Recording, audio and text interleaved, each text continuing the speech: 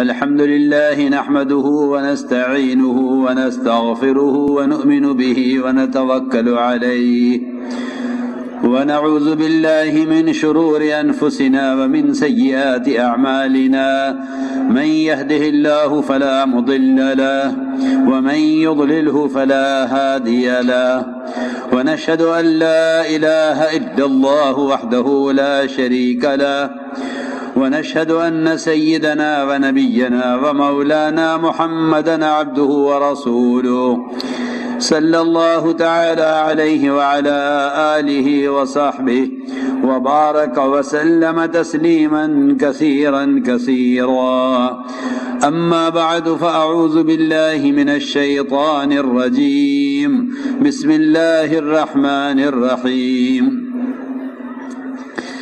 ظهر الفساد في البر والبحر بما كسبت أيدي الناس وقال الله سبحانه وتعالى والعصر إن الإنسان لفي خسر إلا الذين آمنوا وعملوا الصالحات وتواصوا بالحق وتواصوا بالصبر وقال عليه الصلاة والسلام مثل المؤمن والإيمان كمثل فرس في آخيته يحول ثم يرجع إلى آخيته وقال عليه الصلاة والسلام من قال لا إله إلا الله مخلصا دخل الجنة قيل وما إخلاصها قال أن تحجزه عن محارم الله أو كما قال عليه الصلاة والسلام.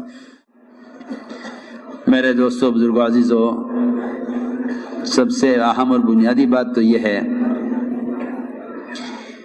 کہ یہاں جمع ہونا محض دین اور دعوت اور عبادت اور اللہ کا تعلق پیدا کرنے کی نسبت پر جمع ہونا ہے. اس لیے دین کے مجلسوں میں شور مچانا یہ کفار کا مزاج تھا جو مسلمانوں میں اب عام ہوا جاتا ہے. وقال الذين كفروا لا تسمعوا لهذا القرآن والغوا فيه لعلكم تغلبون، کہ جب دین کی کوئی بات کہی جائے یا خود قرآن ہی پڑھا جائے تو شور کرو تاکہ ان کی بات دب جائے اور ہماری بات غالب آ جائے. اس لیے سب سے زیادہ ڈرنے کی بات ہے بعض مرتبہ آواز کا بلند کرنا خیر کے مجلسوں میں بڑی خیر سے محروم کر دیتا ہے. حضور اکرم صلی اللہ علیہ وسلم نے اپنی مسجد میں کھوئے ہوئے اونٹ کا اعلان کرنے والے کو بھی بددعا دی. فرمایا اللہ کرے تیرا اونٹ کبھی نہ ملے. کہ یہ کھوئے ہوئے اونٹ کے اعلان کرنے کی جگہ نہیں ہے. جس کام کے لیے مسجد میں جمع کیا گیا ہے یہاں خیال ہوتا ہے کہ سب لوگ جمع ہیں تو چلو یہاں اپنے کھوئے ہوئے اونٹ کا اعلان کر دو. آپ نے فرمایا اللہ کرے تیرا یہ اونٹ تجھے کبھی نہ ملے. اتنی اہم اور ضرورت کی چیز اگر اس کا اعلان مسجد میں کر دیا، کسی کو ملے تو بتلا دینا. اگر اس پر اتنی اہم اور ضرورت کی چیز کے نہ ملنے کے لیے بددعا ہو رہی ہو تو اس سے اندازہ کرنا چاہیے کہ یہ کتنا برا اور کتنا نامناسب عمل ہوگا، جبکہ وہ اعلان انتہائی ضروری تھا اور ہم غیر ضروری باتیں کرتے ہیں. اس لیے مجلس کا ادب، مجلس کا احترام. بعض مرتبہ ان دین کے مجلسوں میں ایسے گناہوں کے کام ہو جاتے ہیں جو بجائے آگے بڑھانے کے میلوں پیچھے لے جاتے ہیں، میلوں پیچھے لے جاتے ہیں. جس میں سب سے بڑی غفلت، سب سے بڑا گناہ یہ موبائل ہے، جس کو لوگ سمجھتے ہیں کہ خیر کے مجلسوں کی یادگار رہ جائے. دنیا میں بت پرستی جو آئی ہے وہ تصاویر کے راستے سے آئی ہے. دنیا بت پرستی آئی اس راستے سے ہے. ہمارا جمع ہونا اللہ کی وحدانیت کو بیان کرنے کے لیے ہے، اور ہمارا عمل یہ بتلا رہا ہے کہ ہمارا فعل، ہمارا عمل بت پرستی کی ابتدا کی طرف جا رہا ہے۔ میں کچھ ضروری بات عرض کر رہا ہوں، ہمارا جمع ہونا اللہ کی وحدانیت پر امت کو لانے کے لیے ہے، اور ہمارا عمل اس ماحول میں وہ بت پرستی کی ابتدا کے عمل کی طرف لے جا رہا ہے۔ بت پرستی شروع ہوئی ہے تصاویر سے شروع ہوئی ہے۔ اس زمانے میں لوگ اپنے مشائخ، اپنے علماء، اپنے پیر اور مربیوں کی تصاویر بنا کر رکھتے تھے یادگار کے لیے۔ یہ شیطان نے ان کو الہام کیا تھا کہ تم ان کی یادگار بنا کر رکھو، وہاں سے دنیا میں بت پرستی شروع ہوئی ہے۔ اس لیے میں آپ سب سے عرض کروں گا کہ خدا کے لیے اس گناہ سے اور تصاویر سے اپنے آپ کو بچاؤ۔ فرمایا جہنم میں سب سے سخت عذاب میں ہوگا وہ شخص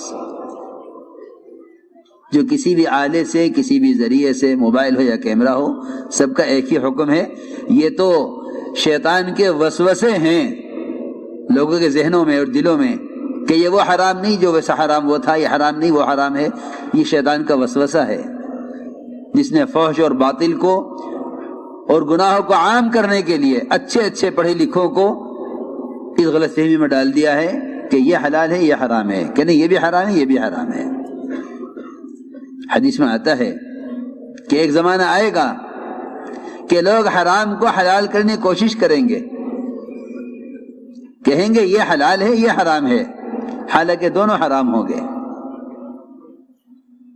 اس لیے اس گناہ سے اپنے آپ کو بچاؤ، خاص طور سے وہ مجلس جس میں اپنے آپ کو بدلنے کے لیے، تربیت کے لیے، عملی دین دنیا میں قائم کرنے کے لیے جمع ہوئے ہوں، اس مجلس میں یہ غفلت کی چیز، اور پھر اتنا ہی نہیں اس کا حرام میں استعمال۔ صحیح روایت ہے اشد الناس عذاب یوم القیامت المصورون، سب سے سخت عذاب جہنم میں تصویر لینے والوں کو دیا جائے گا، سب سے سخت عذاب۔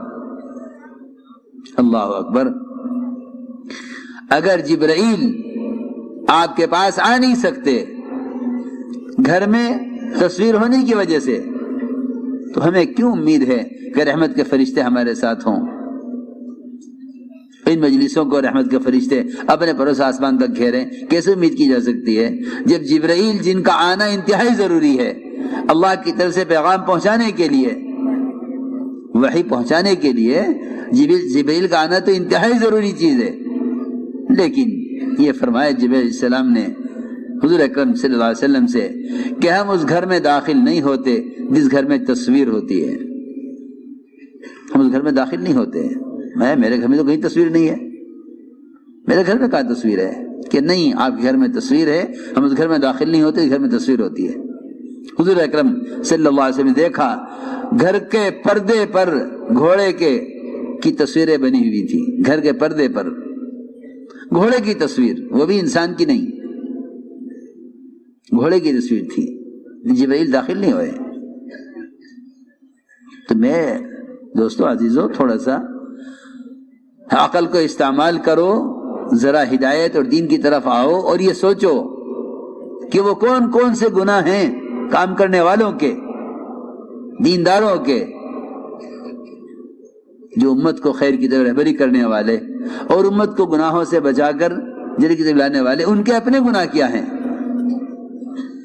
اس لیے میں عرض کر رہا کہ یہ اس زمانے میں دین کے مجلسوں میں یہ بیماری عام ہو گئی ہے، مدارس ہوں یا مکاتب ہوں یا دینی شعبے ہوں یا دعوت و تبلیغ ہو، کوئی مجلس اس خبیث اور اس حرام آلے سے خالی نہیں ہے، اور لوگ اسے کمال سمجھتے ہیں، لوگ اسے کمال سمجھتے ہیں۔ حالانکہ بعض گناہ ایسے ہوتے ہیں کہ ان سے بڑی بڑی خیروں سے آدمی محروم کر دیا جاتا ہے۔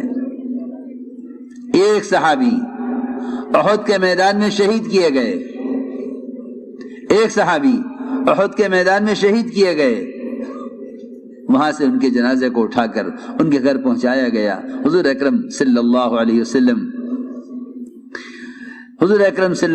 وسلم ان کے گھر والوں کی تسلی کے لیے تشریف لے گئے۔ ان کے گھر میں جنازہ رکھا ہوا تھا۔ ان کی والدہ نے ان کے چہرے سے مٹی پونچھتے ہوئے کہا، میرے بیٹے تمہیں جنت مبارک ہو۔ اور جنتی ہونے میں کیا شک ہے؟ صحابی ہیں، احد کے میدان میں شہید کیے گئے۔ آپ نے فرمایا تم نے اس کو جنتی کیسے کہہ دیا؟ تم نے اس کو جنتی کیسے کہہ دیا؟ تمہیں کیا معلوم کہ اس نے اللہ کے راستے میں نکل کر کوئی لایانی بات کی ہو؟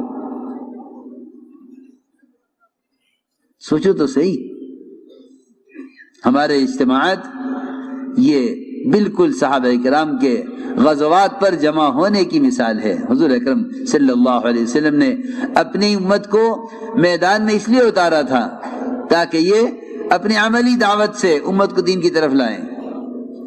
اصل مقصد یہ تھا،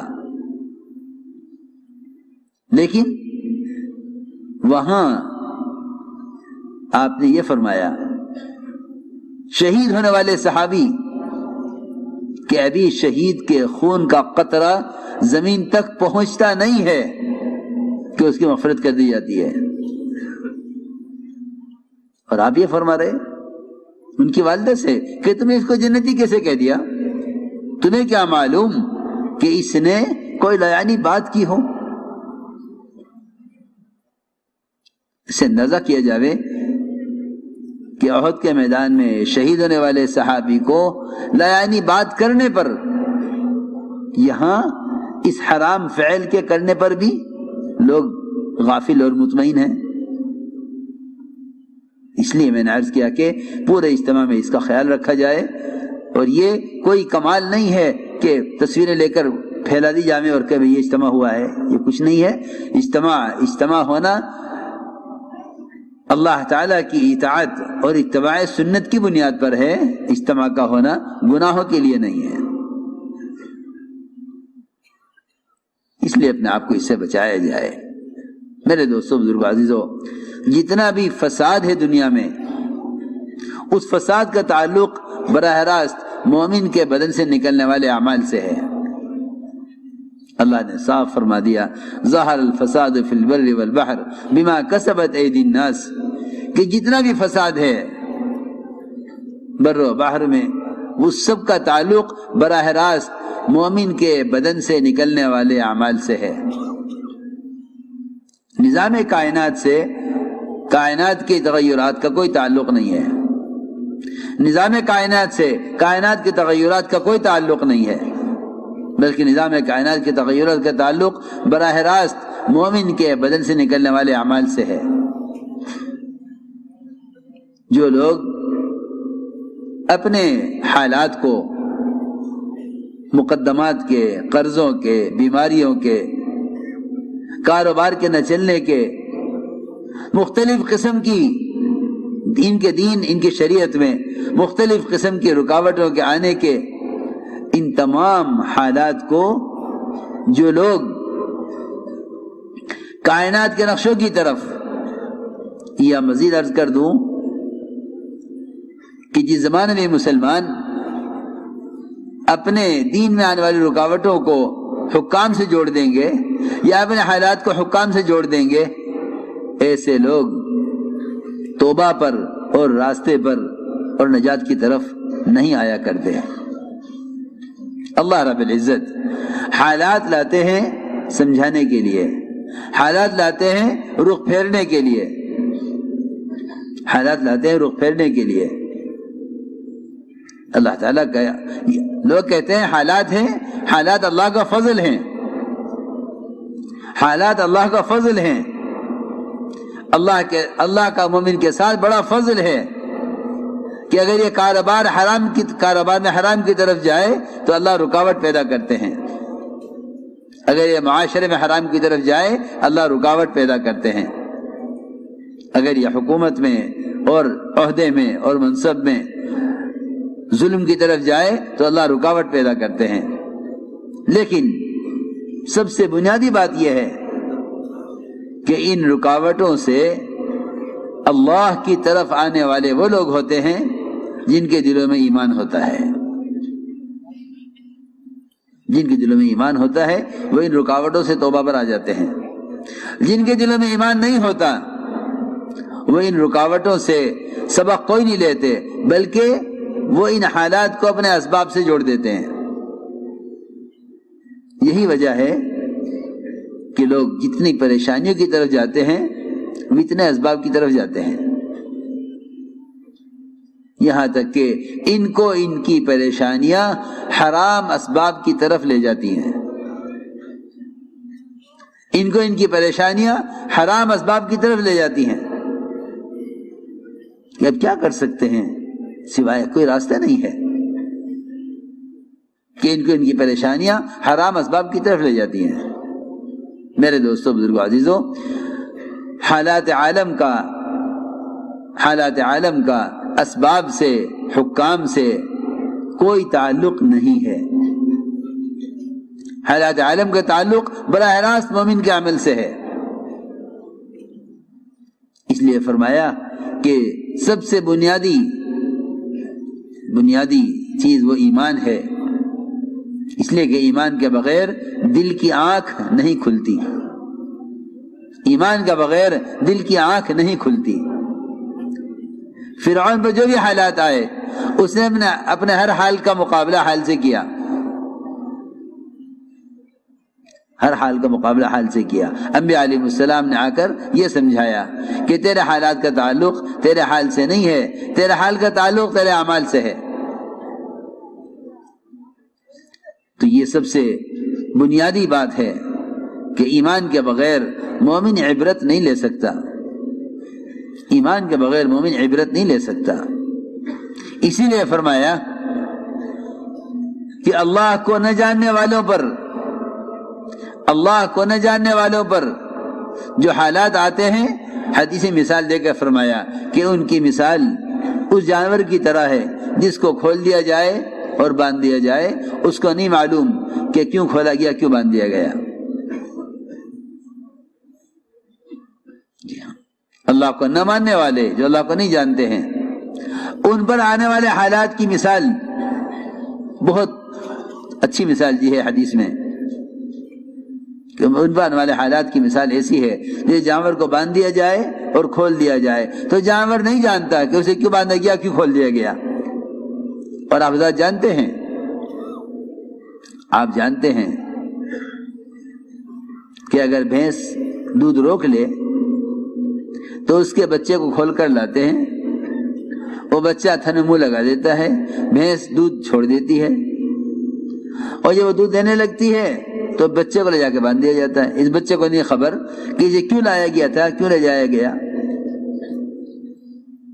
یہ مثال دے کر فرمایا حدیث میں، بلکہ فرمایا کہ مومن کی مثال اور ایمان کی مثال اس گھوڑے کی طرح ہے جس کا پیر باندھ دیا جاتا ہے کھوٹے میں اور لمبی رسی کر کے اس کو چھوڑ دیا جاتا ہے سرسبز علاقے میں. وہ اس میں کھاتا پھرتا رہتا ہے یہاں تک کہ جب اس کے پیر کو جھٹکا لگتا ہے اور رسی پوری ہوتی ہے، کیونکہ آگے حد ہے، آگے کھیت دوسرے کا ہے، اس کو اس سے آگے نہیں جانا ہے. اللہ رب العزت نے بھی اسی طرح، اللہ تعالیٰ نے حدیث میں آتا ہے کہ اللہ نے اسی طرح چراگاہیں متعین کی ہیں. مومن کی چراگاہ یہ ہے، فرمایا کہ اللہ نے حدود قائم کی ہیں. اللہ کی چراگاہیں وہ اللہ تعالیٰ کے احکام اور حدود ہیں. اللہ تعالیٰ نے حدود قائم کی ہیں کہ تمہیں یہاں سے آگے نہیں بڑھنا ہے. اس پر رسی جو تنگ ہوتی ہے، تجارت میں، زراعت میں، حکومت میں، سرمایہ داریوں کے نقشوں میں، یہ ملکوں میں کمانے کی غرض سے جاتے ہیں، وہاں کمائی کے نقشوں میں تنگیاں، وہاں سے واپس یہ سوچ کر آ جاتے ہیں کہ اس ملک میں کمانا مشکل ہے. حالانکہ جو کہیں کہ جس طرح موت انسان کے آگے آگے چلتی ہے، موت انسان کے آگے آگے چلتی ہے۔ اس طرح رزق، وہ ہر ایک کا رزق اس کے آگے موجود ہے، اس کے پیچھے بھاگنے کی ضرورت نہیں ہے۔ جس طرح موت یقینی ہے، رزق اس کا مقدر اور یقینی ہے، لیکن جو لوگ حالات سے عبرت نہیں لیتے ان کو ان کے حالات اور گناہوں کی طرف لے جاتے ہیں۔ تو میں نے عرض کیا کہ اللہ رب العزت جتنی بھی کمائی کے نقشے ہیں، ان نقشوں میں تنگیاں لاتے ہیں ان کو سمجھانے کے لیے۔ تو چنانچہ روایت میں ہے کہ ایمان اور مومن کی مثال اس گھوڑے کی طرح ہے جو گھوڑا اپنے کھوٹے سے بندھا ہوا ہو۔ جب یہ سرسبز میدان میں کھاتا ہوا چلتا رہتا ہے تو ہر گھوڑے کا مزاج یہ ہے کہ جھٹکا لگتے ہی، رسی پوری ہوتے ہی یہ کھوٹے پر واپس آ جاتا ہے، کہ اپنے کھوٹے کے پاس واپس آ جائے۔ یہ ہر گھوڑے کا مزاج ہے۔ آپ دیکھیں گے کہ جب گھوڑے کے پاؤں میں کی رسی پوری ہو جاتی ہے تو وہ کھوٹے پر واپس آ جاتا ہے۔ حدیث میں یہ مثال دے کر فرمایا یحول ثم یرجع الی آخیتہ، کہ میدان میں گھومتا رہتا ہے اور جب رسی پوری ہوتی ہے تو پلٹ کر کھوٹے پر آ جاتا ہے۔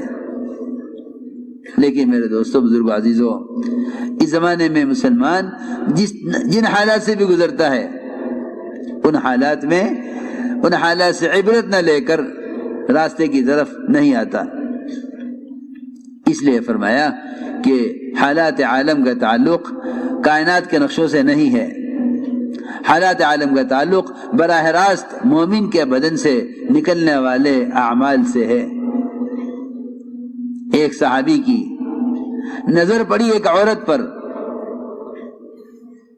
ابھی میں نے عرض کیا کہ معاملات میں تنبیہ کرتے ہیں، تجارت میں نقصان لا کر، معاشرے میں تنبیہ کرتے ہیں، معاشرے کی لائن میں کے حکم کے ٹوٹنے پر۔ تو جیسے نظر پڑی اس عورت پر، ادھر صحابی کا سر دیوار سے ٹکرا گیا، سیدھا آپ خود میں حاضر ہوئے، آ کے عرض کیا کہ یا رسول اللہ، میری نظر پڑی ایک لڑکی پر۔ اس نے فوراً کہا کہ نہیں، اسلام آ گیا ہے، میری طرف مت دیکھو۔ ابھی میں دیکھ ہی رہا تھا اس کی طرف کہ میرا سر دیوار سے ٹکرا گیا، یہ کیا ہوا؟ میں اور آپ اس پر غور کریں کہ ایک صغیرہ گناہ، چھوٹا گناہ، ایک چھوٹا گناہ، صرف اتنا کہ لڑکی کو دیکھ لیا، اس پر اللہ رب العزت کی طرف سے فوراً تنبیہ ہوئی کہ اس وقت تمہارا سر دیوار سے جو لگا ہے یہ کوئی اتفاقی طور پر نہیں ہو گیا۔ میں کچھ ضروری بات عرض کر رہا، ہماری جو آنکھ نہیں کھل رہی ہے، اس کی اصل وجہ یہ ہے کہ بڑی سے بڑی بات پیش آ جاتی ہے، کہتے ہیں کہ یہ تو اتفاق سے ہو گیا، دنیا میں تو یہ ہوتا ہی ہے، دنیا میں تو ہوا کرتا ہے، اتفاق سے ہو گیا، ایسا ہونا تو نہیں تھا مگر اتفاق سے ہو گیا، ایسا ہونا تو نہیں تھا مگر اتفاق سے ہو گیا۔ سنو،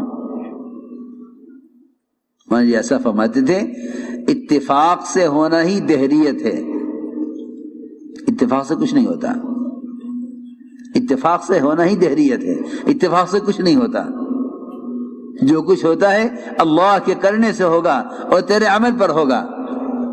ما اصابک من سیئۃ فمن نفسک، کہ تیرے حالات کے بگاڑ کا، سدھار کا تعلق باہر کی شکلوں سے نہیں ہے۔ تو لوگ یہ کہہ کر گزر جاتے ہیں کہ دنیا میں تو حالات آیا کرتے ہیں، اچھے برے، نہیں، ایک لڑکی کی طرف نظر پڑی اور دیوار سے سر ٹکرایا، آ کے عرض کیا، آپ نے فرمایا اللہ تعالیٰ کا یہ معاملہ ہے مومن کے ساتھ کہ جب اس سے کوئی گناہ ہوگا تو اللہ تعالیٰ فوراً دکھلا دیں گے کہ تجھ سے یہ گناہ ہوا ہے، یہ کام غلط ہوا ہے۔ اس لیے میرے دوستو عزیزو، حالات مایوس ہونے کے لیے نہیں ہوتے، حالات مایوس ہونے کے لیے نہیں ہوتے، اور حالات گناہوں کے اسباب کی طرف جانے کے لیے نہیں ہوتے، اور حالات حکم توڑنے کے لیے نہیں ہوتے، بلکہ حالات راستے پر آنے کے لیے، تنبیہ کے لیے، حالات حکم پر آنے کے لیے ہوتے ہیں کہ تمہارے حالات تمہیں حکم پر لائیں۔ اس لیے میرے دوستو عزیزو، سب سے بنیادی بات یہ ہے کہ ہر قسم کے حالات سے نکلنے کے لیے اللہ تعالیٰ نے قرآن میں قسم کھا کر فرمایا ہے، اور قسم بھی زمانے کی کھائی ہے، قسم بھی زمانے کی کھائی، فرمایا کہ قسم ہے زمانے کی کہ ساری کی ساری انسانیت خسارے میں ہے، قسم ہے زمانے کی کہ ساری کی ساری انسانیت خسارے میں ہے۔ صرف 4 قسم کے لوگ ہیں جو ہر زمانے کے خسارے سے، نقصان سے بچیں گے، سوائے ان لوگوں کے جو سب سے پہلی بات فرمائی اللہ نے، خسارے سے وہ نکلیں گے جو ایمان لائیں، وہ بچیں گے خسارے جو ایمان لائیں اور نیک اعمال کریں اور دوسروں کو ایمان پر آمادہ بھی کریں، اور دوسروں کو اعمال پر آمادہ بھی کریں، تواصی بالحق و تواصی بالصبر، دوسروں کو ایمان پر اور دوسروں کو اعمال پر آمادہ کرنے والے۔ نجات صرف ان کے لیے ہے، نجات صرف ان کے لیے ہے جو 4 کام کریں: ایمان، اعمال صالحہ، تواصی بالحق، تواصی بالصبر۔ قرآن نے اسباب نجات 4 بتلائے ہیں، قرآن نے اسباب نجات 4 بتلائے ہیں: ایمان، اعمال صالحہ، تواصی بالحق، تواصی بالصبر۔ لکھا ہے علماء نے کہ اگر اس میں سے ایک بھی کم ہوگا تو نجات نہیں ہوگی، ان میں سے ایک بھی کم ہوگا تو نجات نہیں ہوگی۔ اسباب نجات 2 نہیں ہیں، ایمان، اعمال صالحہ، بلکہ اسباب نجات 4 ہیں: ایمان، اعمال صالحہ، تواصی بالحق، تواصی بالصبر، جس میں سب سے پہلی اور بنیادی چیز، سب سے پہلی بنیادی چیز وہ ایمان ہے۔ مولانا ایسا فرماتے تھے، اس کام کا کوئی نام رکھتا تو اس کا نام تحریک ایمان رکھتا، کہ یہ محنت اپنے یقینوں کے بدلنے کے لیے، اور یہ محنت اللہ تعالیٰ کو جاننے کے لیے اور اللہ کے تعارف کے لیے ہے۔ یہی وجہ ہے کہ انبیاء علیہ السلام سب سے پہلے کلمہ لا الہ الا اللہ، اس کی دعوت کو دے کر بھیجے گئے ہیں۔ فرمایا وما ارسلنا من رسول الا نوحی الیہ انہ لا الہ الا انا فاعبدون، کہ ہم نے جو بھی رسول بھیجا ہے ہم نے اس سے سب سے پہلے اس کلمے کی وحی کی ہے۔ اس لیے اللہ تعالیٰ کے تمام احکام اوامر میں سب سے بڑا حکم، سب سے بڑا فریضہ اللہ پر ایمان لانا ہے۔ اس زمانے میں لوگ نماز، روزہ، حج، زکوٰۃ، ان کو تو فرائض سمجھتے ہیں، لیکن ان تمام فرائض کی قبولیت کے لیے، ان تمام فرائض پر استقامت کے لیے، ان تمام فرائض پر وعدے پورے ہونے کے لیے، ان تمام فرائض پر اجر ملنے کے لیے جو سب سے بنیادی شرط تھی ایمان، اس ایمان سے غافل ہے، ایمان سے غافل ہے۔ بلکہ فرمایا یا ایھا الذین آمنوا آمنوا، اے ایمان والو تم ایمان لاؤ۔ یہ حکم خود ایمان والوں کے لیے ہے، یہ حکم خود ایمان والوں کے لیے ہے۔ یا ایھا الذین آمنوا آمنو، اے ایمان والو تم ایمان لاؤ۔ اللہ رب العزت نے اس کلمہ لا الہ الا اللہ کا سب سے زیادہ حقدار اور اہل خود مومن کو فرمایا ہے۔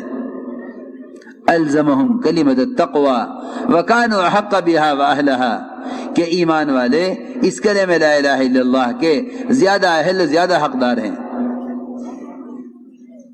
اس امر سے، اس حکم سے عام طور سے لوگ غافل ہیں۔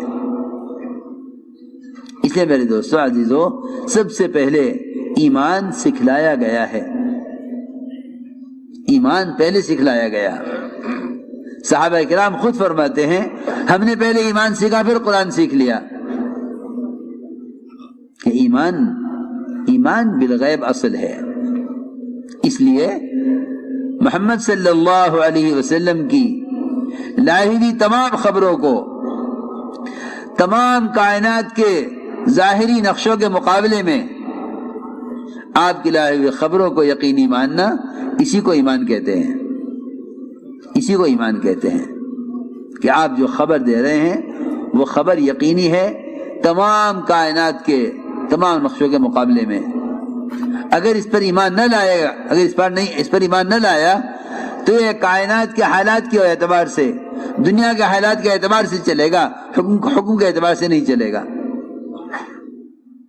یہ چلے گا حالات کے اعتبار سے، کائنات کے اعتبار سے، حالانکہ چلنا چاہیے حکم کے اعتبار سے۔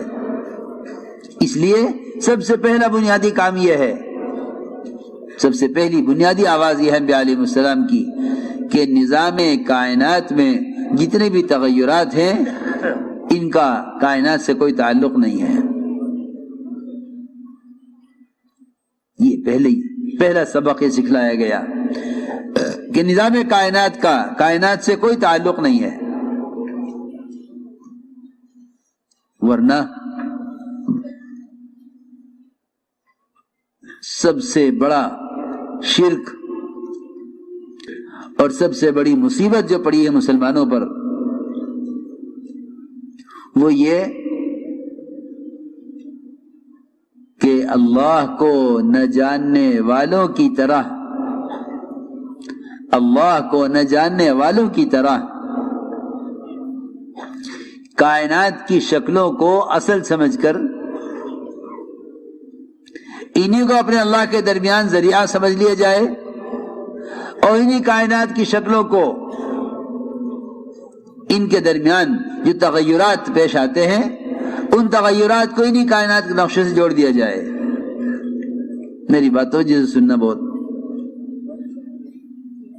ان کو جہاں سے نفع نظر آئے گا یہ وہاں جھک جائیں گے۔ زمین غلہ دے رہی ہے، آؤ زمین کا شکریہ ادا کریں۔ میں کچھ ضروری بات عرض کر رہا ہوں، زمین غلہ دے رہی ہے، آؤ زمین کا شکریہ ادا کریں، کہ نہیں، زمین غلہ نہیں دے رہی ہے، غلہ اللہ دے رہے ہیں۔ زمین اللہ کی قدرت کا مظہر ہو سکتا ہے، زمین ذریعہ نہیں ہے، زمین ذریعہ نہیں ہے۔ ہم تو زمین کے ذریعہ ہونے کا انکار کریں، اور وہ جو اللہ کو نہیں مانتے وہ زمین کو ہی معبود سمجھتے ہیں کہ آؤ زمین کا شکریہ ادا کریں کہ زمین سے غلہ ملا ہے۔ بالکل نہیں۔ میرے دوستو عزیزو، ابراہیم علیہ السلام نے جب شکلوں کا انکار شروع کیا تو پہلے ستارے کا، پھر چاند کا، پھر سورج کا، ان کے انکار کا اصل مقصد یہ تھا کہ میرے اللہ کے درمیان کوئی شکل حائل نہ ہو، میرے اللہ کے درمیان کوئی شکل داخل نہ ہو۔ اس لیے کہ جو سمجھتے ہیں کہ ستاروں سے ہوتا ہے وہ نجومی کہلاتے ہیں، جو سمجھتے ہیں ستاروں سے ہوتا ہے وہ نجومی کہلاتے ہیں، جو سمجھتے ہیں کہ زمین سے ہوتا ہے وہ زمین کے پجاری کہلاتے ہیں، جو سمجھتے ہیں کہ سورج سے ہوتا ہے وہ مجوسی کہلاتے ہیں۔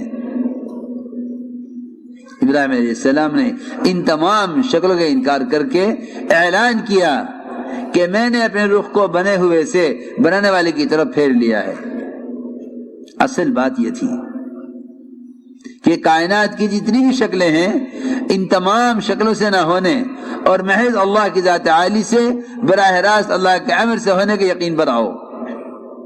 یہی وجہ ہے کہ اس زمانے میں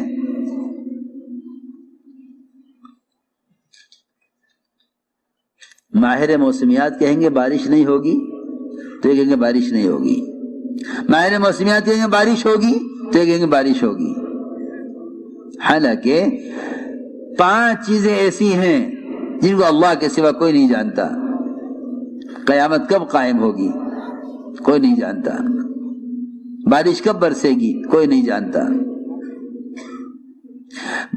عورتوں کے رحم میں کیا چیز تیار ہو رہی ہے اس کو کوئی نہیں جانتا۔ وہ تو جاہل ہیں جو یہ کہتے ہیں کہ بچہ ہے یا بچی ہم بتلا دیں گے، کہ یہاں بچے کا سوال ہی نہیں ہے۔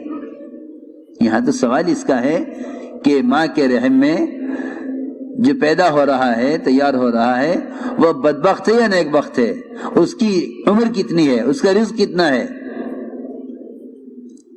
یہاں سوال اس کا ہے ہی نہیں کہ رحم میں لڑکی ہے لڑکا ہے۔ دیکھو خوب غور سے بات سمجھنا، یہاں سوال اس کا ہے ہی نہیں کہ رحم میں کیا ہے، رحم میں کون ہے سوال ہی نہیں ہے۔ سوال ہے رحم میں کیا ہے، کوئی نہیں جانتا۔ اس کی عمر کتنی ہے، اس کا رزق کتنا ہے، یہ نیک بخت ہے یا بدبخت ہے، کس دین پر رہے گا کس دین پر مرے گا کوئی نہیں جانتا، اور کہاں جا کر مرے گا کوئی نہیں جانتا، اور کل کیا کمائے گا کہ یہ کوئی نہیں جانتا۔ میرے دوستو عزیزو، اللہ رب العزت نے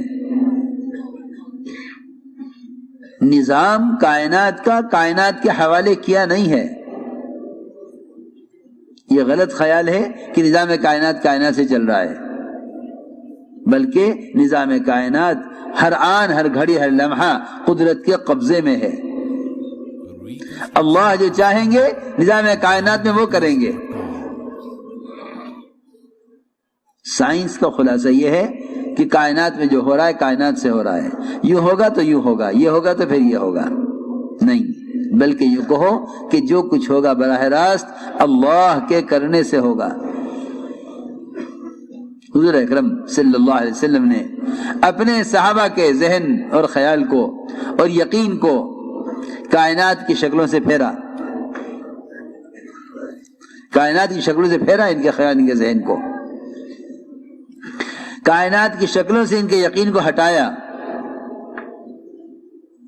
حدیبیہ کے راتیں بارش ہوئی،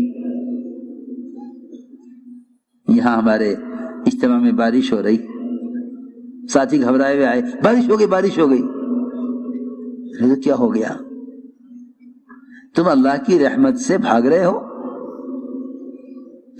اس بارش میں 2 رحمتیں ہیں، بارش خود رحمت ہے، بارش خود رحمت ہے، اور اس راستے کی تکالیف وہ تو اتنے فضائل بتائے گئے تھے اس راستے کی تکالیف کے کہ صحابہ کرام اس راستے کی تکالیف کو ایسے مانگا کرتے تھے جیسے ہم کسی بیمار کے لیے راحت مانگتے ہیں۔ صحابہ اس راستے کی تکالیف کو اللہ سے ایسے مانگتے تھے، کیا ہم کسی بیمار کے لیے صحت مانگیں گے جیسے وہ بیماری مانگتے تھے؟ لوگ یہ سمجھتے ہیں کہ انتظام خراب ہو گیا، نہیں، بلکہ صحابہ کی سیرت میں دیکھو گے تو جہاں سب سے بڑی بدنظمی ہوگی وہیں سب سے زیادہ غیبی انتظام ہوگا۔